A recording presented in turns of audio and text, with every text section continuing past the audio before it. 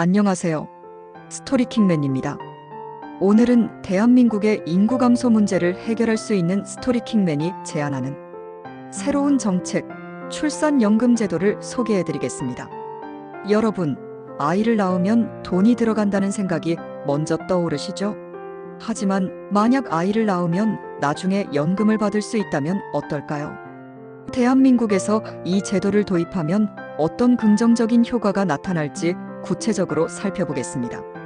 제가 제안하는 출산연금 제도란 부모가 자녀 한 명을 출산할 경우 자녀 한 명당 60세 이후 매월 일정 금액의 연금을 지급받는 제도입니다. 현재 대한민국의 출산율은 지속적으로 감소하고 있으며 이에 따라 노동력 부족과 경제, 성장 둔화 등의 문제가 대두되고 있습니다.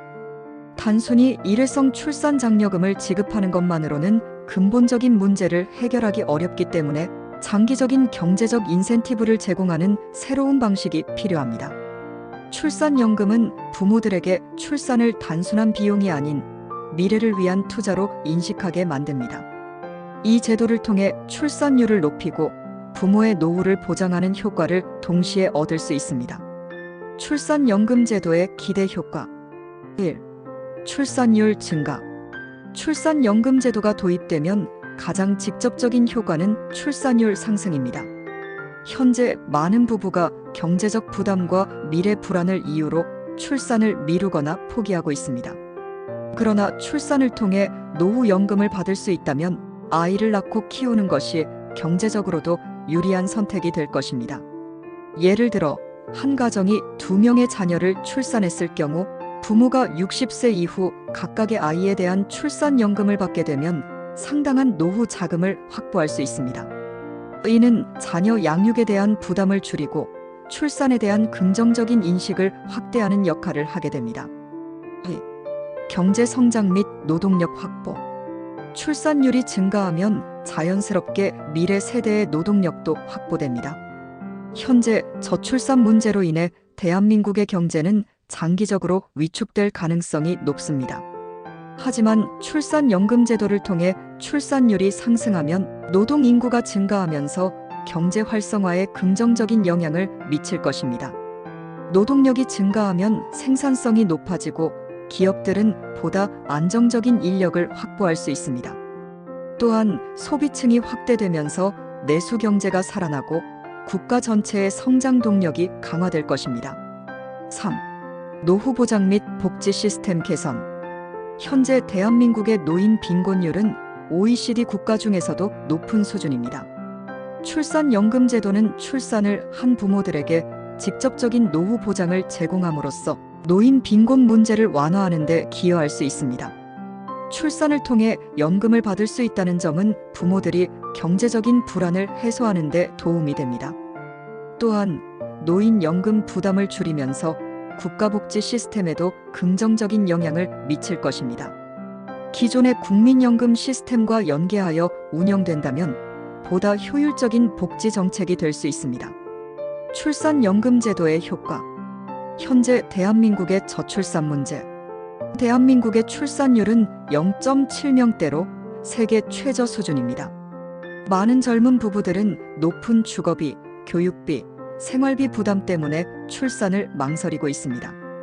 하지만 우리가 지금 이 문제를 해결하지 않으면 미래 대한민국의 경제와 복지 시스템은 심각한 위기에 처할 수 있습니다.